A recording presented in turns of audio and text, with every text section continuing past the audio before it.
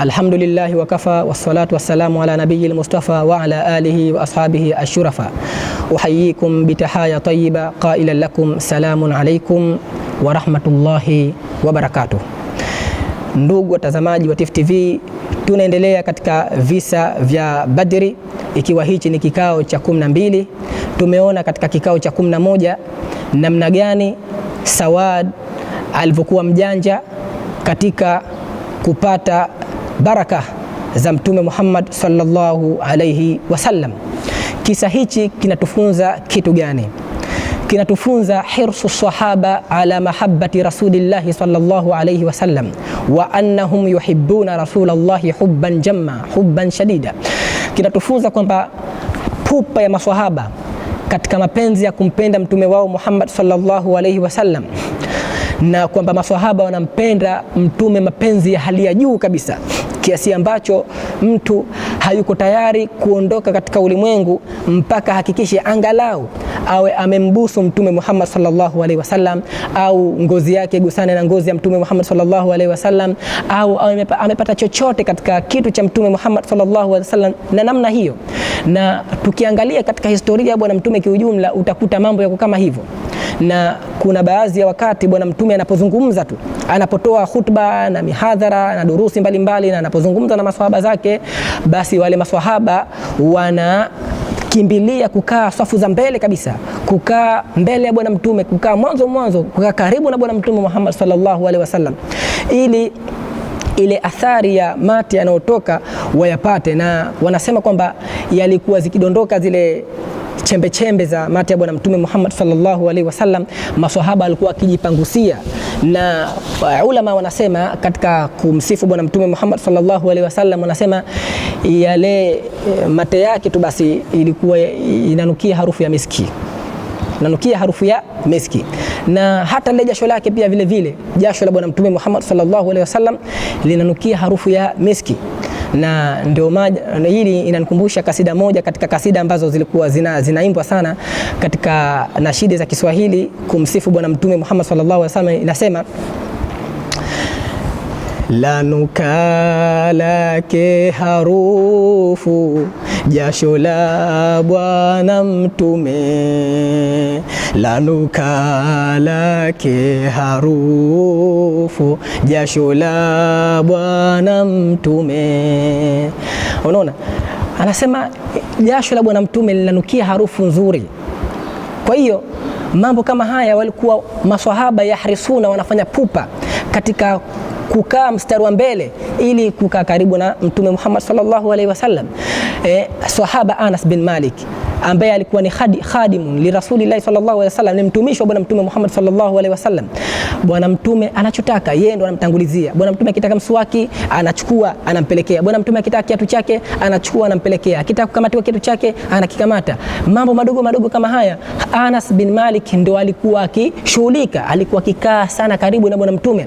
Haya yote tunapata kufahamu namna gani maswahaba walikuwa wakimpenda bwana mtume Muhammad sallallahu alaihi wasallam walipokuwa wakikaa karibu na bwana mtume Muhammad sallallahu alaihi wasallam. Na ndio maana Anas bin Malik akawa ni katika maswahaba wakubwa ambao wamepokea hadithi nyingi za bwana mtume Muhammad sallallahu alaihi wasallam. Leo husikii hadithi isipokuwa unasikia an Anas bin Malik, an Anas bin Malik, an Anas bin Malik. Na pia vile inasimuliwa siku moja kwamba kulikuwa kuna familia ya watu wawili baina mke na mume. Watu wawili hawa walikuwa ni wacha Mungu wakubwa sana katika maswahaba bwana mtume Muhammad sallallahu alaihi wasallam. Mwanamume yule anapotoka kwa ajili ya kwenda kutafuta riziki, mkewe husimama mlangoni, anamwambia mumewe: ya zauji idhhab birahmatillahi wa barakatihi wala taksib haraman fa inna nastati'u an nasbira ala al-ju'i bimuddati 3 ayamin wala nastati'u an nasbira ala nari jahannam bimuddati daqiqatin wa thawanin ma'duda au fima maana. Yule mke anakuwa anakaa mlangoni kumuhusia mume wake, anamwambia: ya zauji, mume wangu, nenda katafute riziki, lakini usije ukachuma cha haramu, kwani sisi tuko tayari kuvumilia njaa kwa muda siku 3 bila kula chochote, lakini hatuko tayari kuvumilia juu ya moto wa Jahannam kwa vidakika vichache tu, hatuko tayari. Kwa hiyo nenda kachume cha halali.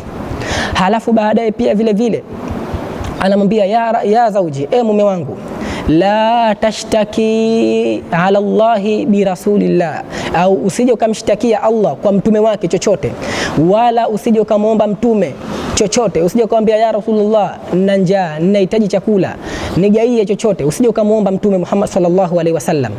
Umekosa, rudi. Na mwanamume yule anaporudi nyumbani kwake, mwanamke yule humuuliza mumewe, ya zauji, kam min aya nazalat al-yawm, aya ngapi ambazo zimeshuka leo, tusomee hapa ili tuzihifadhi, tuzifanyie kazi. Wa kam min hadithi rasulillahi hafidhtahu, na ni ngapi katika hadithi za bwana mtume ambazo umezihifadhi leo ili na sisi utupe tuzihifadhi, tuzifanyie kazi. Unaona maisha gani ambao hawa watu walikuwa wakiishi katika kukua karibu na bwana mtume na kumpenda mtume na kuyatekeleza yale ambayo ameamrisha bwana mtume Muhammad sallallahu alaihi wasallam. Ninachotaka kukizungumza kwamba huyu mwanamke si alimwambia mumewe kwamba usije ukamwomba chochote, lakini sasa siku hiyo mume yule ambaye kaambiwa usimuombe mtume anarudi, anagundulikana na mkewe amebeba kanzu ya mtume Muhammad sallallahu alaihi wasallam. Mke yule akamlaumu mumewe, akamwambia, si nilikwambia mimi usimuombe mtume? Akamwambia, ewe mke wangu, wewe hujui, sio kwamba mimi nimemuomba mtume kwamba nina shida na kanzu hii. La, hii kanzu nimemuomba special ili siku ya kifo changu nikafinie kwa kanzu hii. Malaika wale wakiniuliza, man nabiyuka, ni nani mtume wako? Niseme, mnaniuliza mtume wangu, kanzu yangu hii, kanzu yake hii hapa. Ili inawezekana hii kanzu ikawa ni takhfifu katika kaburi. Kwa hiyo hata ile kanzu wanaomba wapewe, waipate kanzu ya mtume ili wakafiniwe siku ya kiyama. Kwa hiyo katika kisa hichi cha Sawad ibn Ghaziya ambacho kimetokea kabla ya vita vya Badri au katika vita vya Badri, kinatufunza kwamba namna gani maswahaba walivyokuwa na mapenzi makubwa na mtume wao Muhammadin sallallahu alaihi wasallam. Kwa leo tuishie hapa, inshallah tukutane tena katika durusi za vita vya Badri katika kikao cha 13. Tumuombe Allah tujalie minal ladhina yattabi'una alqawla wa yattabi'una ahsana. Tumuombe Allah awajalie watoto wetu pamoja na sisi tuwe tunaipenda historia ya mtume Muhammad sallallahu alaihi wasallam, na tufanyie wepesi katika kila kitu, na tuondoshee matatizo haya ya corona. Wassalamu alaikum wa rahmatullahi wa barakatuh.